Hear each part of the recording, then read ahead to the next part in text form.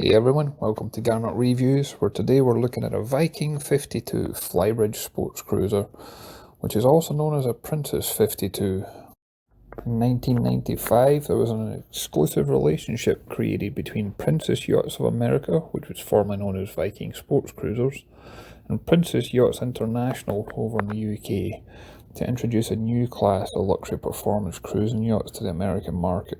And this is one example of that from 1999. I'd like to give a special shout out to our friends at Admiral Yacht Sales in St. Augustine, Florida, who kindly let us on board today. And I'll also include a link to their website because as of right now this boat is actually for sale and is currently on offer for $269,000. When you look at the classic lines and design of this boat, as well as the high spec that it has, it's hard to believe we're actually looking at a boat that's 21 years old.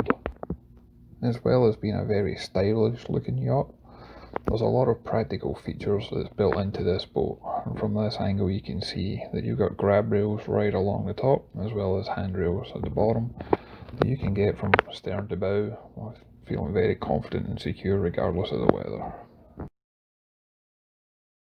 As you can see, this boat has an extended platform, which makes access very easy getting on board, especially when from the stern or from the port side. And you can see that there's a boarding ladder tucked away in the bathing platform itself, so as if you are in the water, it's easy to get back on board. And of course you can see that we've got a cradle and a deck crane situated on here, making it possible to carry either a small rib or perhaps a jet ski up to 1,600 pounds. And by having it on the bathing platform, it frees up all space on the front deck and the flybridge where other boats tend to carry their tenders. There is one fundamental difference between a Viking yacht and a Princess yacht. That is, I've never seen a Princess yacht with pelicans on the deck. Well, they thought it was funny.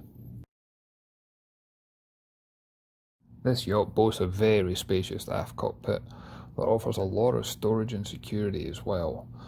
As you look down both the port and starboard side, you'll see that there's a very wide path for you to get down to the bow and back to the cockpit. But if you notice, you've got your handrails, your grab rails, the cleats are actually out of the way, and also the fuel, water and waste is all flush mounted, so there's nothing to trip on or get stuck on and anything like that, and it makes it just feel like a very safe and secure boat. Here we have a rod holder, but we also have a little section here where you can find the rope locker, and there's a cleat in here, again just keeping everything out of the way so that nothing gets caught. The cockpit and the bathing platform are separated by a solid secure transom door, and this can be locked in the open or closed position, and it just gives you a sense of safety, especially if you're going to have young children or even pets on board.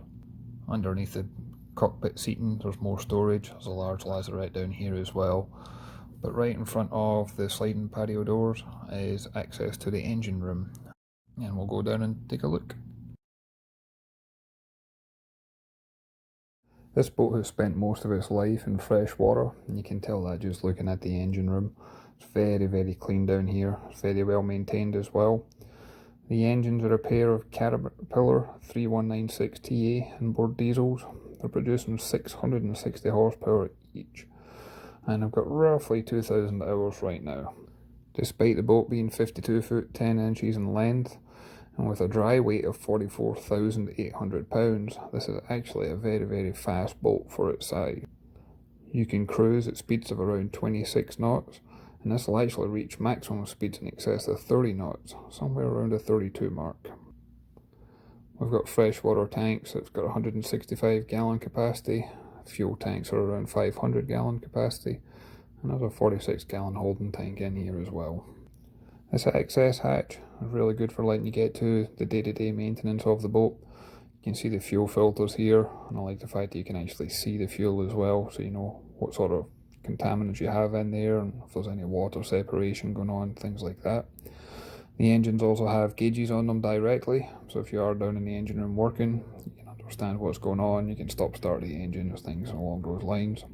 And while it may look a little claustrophobic for doing larger projects, it is possible to lift the floor in the saloon, and that way you've got full engine room access. Time to kick the shoes off and head on inside.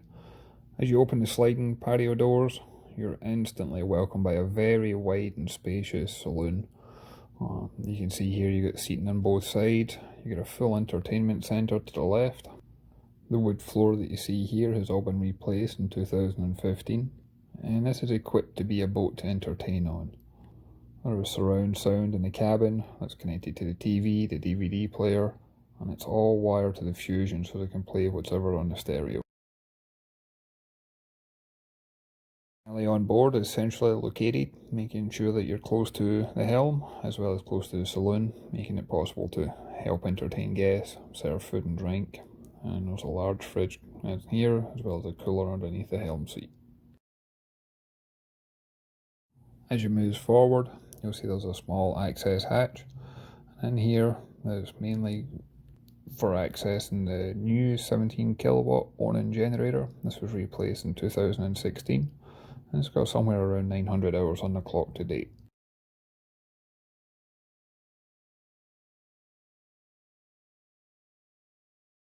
As we continue to move forward, you can see there's a large storage area in here. This would be perfect for charts and navigation equipment.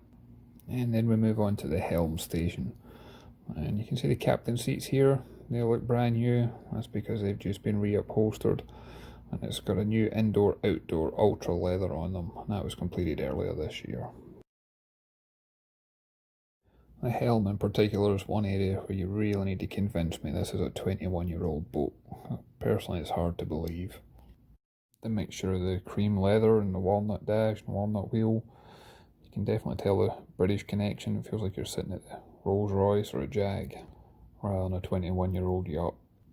As you look at the dash, you can see we've got all sorts of dials on here for the engine controls and the fuel gauge, things along those lines. And what I really like about this dash is all the alerts, all the warning lights, all the switches, they're all clearly marked, so if you ever need to access them or if any of them do light up, you can immediately tell what they are. The Garmin electronics give the compass direction. This can also be tied into the autopilot. And I especially like the fact that this one's actually got a rudder indicator. Not all boats have that, but it definitely comes in handy, especially for close quarter manoeuvring. And speaking of close quarter manoeuvring, this boat's also equipped with a powerful bow thruster.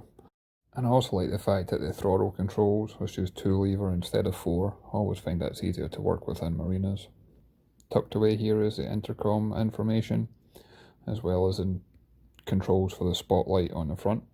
You've then got your main engine start-stop controls, the keys, as well as your trim tabs. The radio controls are close at hand. You've got your Caterpillar engine control units here. And then we've got the Garmin 7612, which was replaced earlier this year. There's also another one identical to it on the bridge. This ties in a number of features where you can have the chart plotter, the radar, it's got a depth sonar, it's tied into the entertainment. You can even tie it into video cameras, and you can tie it into the autopilot as well.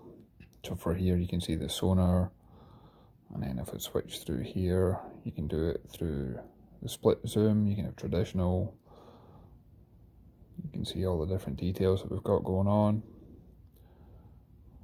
And obviously we're in the marina just now, so it's not going to be showing any great information, but you get the idea. And then we've got the radar here, you can do an overlay with the radar and the chart plotter. That way when you are sailing you can see what's ahead of you. I believe this is a 72-mile radar. It's just been switched on, so it's not been powered up correct to give it enough time. And then we've also got special features for cruising, where you can split the screen up into multiple sections at the one time. And if we look in here, you should see all the different gauges as well. You can connect this to the engines, get fuel as well as instant fuel consumption.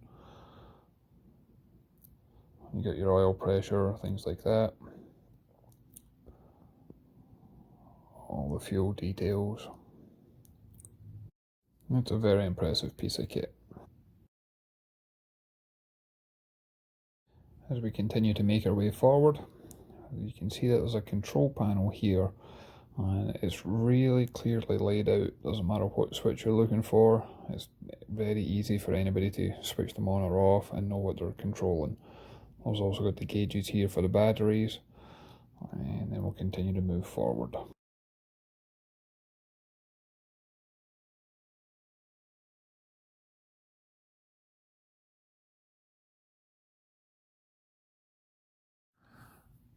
This yacht is equipped with a twin guest cabin. There's twin beds in each cabin, and this one has got the access to the heads and the shower, but you can also access it through the main corridor as well. Both the guest cabins have got full standing headroom, and I'm about 6'2" when I say that.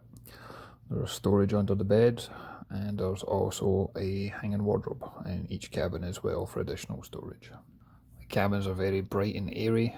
There is natural light through the porthole windows, but there's also the artificial lights as well.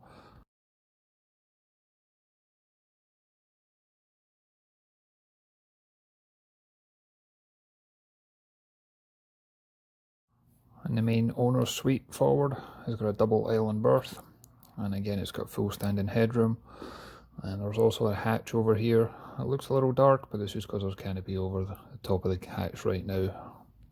And this has got its own ensuite shower and toilet, as well as ample storage in here for clothes for extended stays and cruising. Looking at the woodwork and the materials that's around here, again it's really difficult to tell this is a 21-year-old boat. It's very, very clean, very well maintained, and it's been kept to a modern standard.